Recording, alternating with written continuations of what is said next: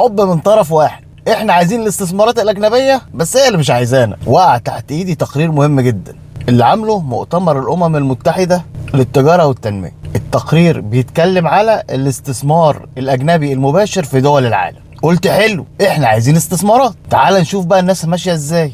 لقيت التقرير بيقول لك ان الاستثمار الاجنبي المباشر اللي هو الاف دي اي ارتفع في 14%، يعني وصل 1.6 تريليون دولار، والارتفاع ده مكمل.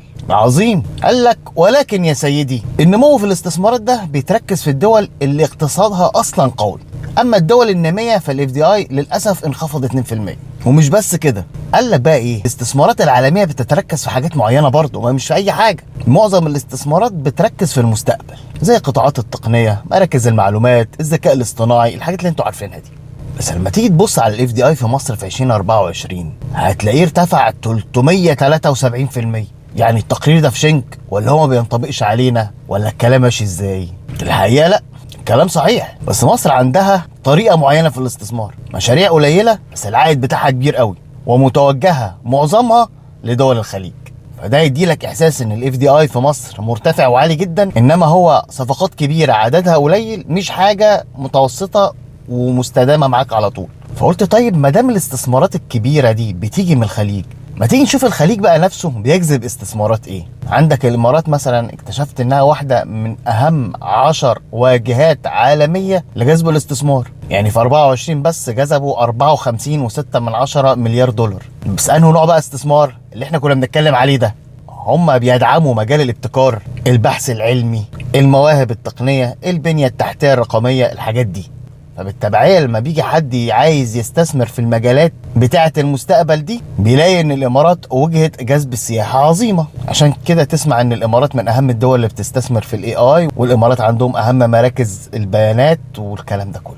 السعودية هي كمان عملوا استثمار اجنبي بعامل 24.4% في نفس المجالات اللي احنا اتكلمنا عليه، الخدمات السحابية والامن السيبراني والتمويل الرقمي. لما تيجي تحط بقى الاتنين مع بعض هتلاقي في ملاحظة توجع شوية، بس لازم نواجه نفسنا عشان نبقى عارفين هنظبط الدفة ازاي.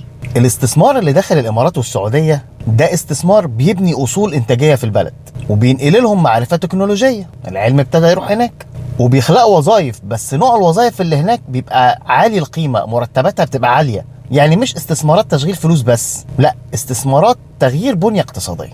بس لما تيجي تبص بقى على الاستثمارات الخارجية في مصر هتلاقي نوع تاني من الاستثمارات، عقارات وأراضي، سياحة، استحواذ على أصول قائمة. الاستثمارات دي مش بتبني قاعدة صناعية، هي ممكن تشغل قاعدة صناعية موجودة لكن مش هتبني حاجة جديدة، وأكيد مش هتنقل تكنولوجيا حقيقية، لأن هو بيتكلم في التكنولوجيا الصناعية العادية اللي موجودة هنا.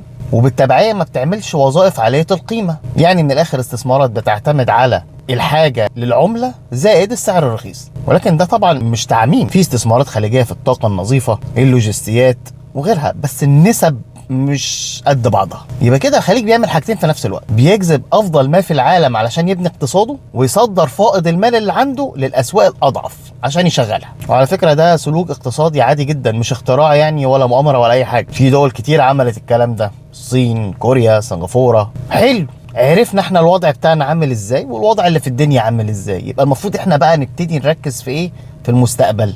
اول حاجه عشان الحاجه دي تجيلك لازم ترتب بيتك الداخلي، يعني لازم تحسن بيئه جذب الاستثمار ليك. طبعا كالعاده الاجراءات البيروقراطيه محتاجه انها تتحسن، ونحمي المستثمرين، ويبقى في مرونه اكبر في قوانين العمل. قانون العمل الجديد عظيم وكلنا متفقين عليه، بس كل ما كان فيه مرونه اكتر كل ما قدرت تجذب استثمارات اكتر. بعد ما تحسن البيت الداخلي وتظبط كده الدنيا وتروق وتعدل الكراسي وتظبط الترابيزات، خلاص المكان كده بقى جاهز ان انت تستقبل الضيوف.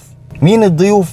المستثمرين اللي بيركزوا على القطاعات بتاعة المستقبل، الذكاء الاصطناعي، مراكز البيانات، السايبر سيكيورتي، الكلاود كومبيوتينج والحاجات دي كلها.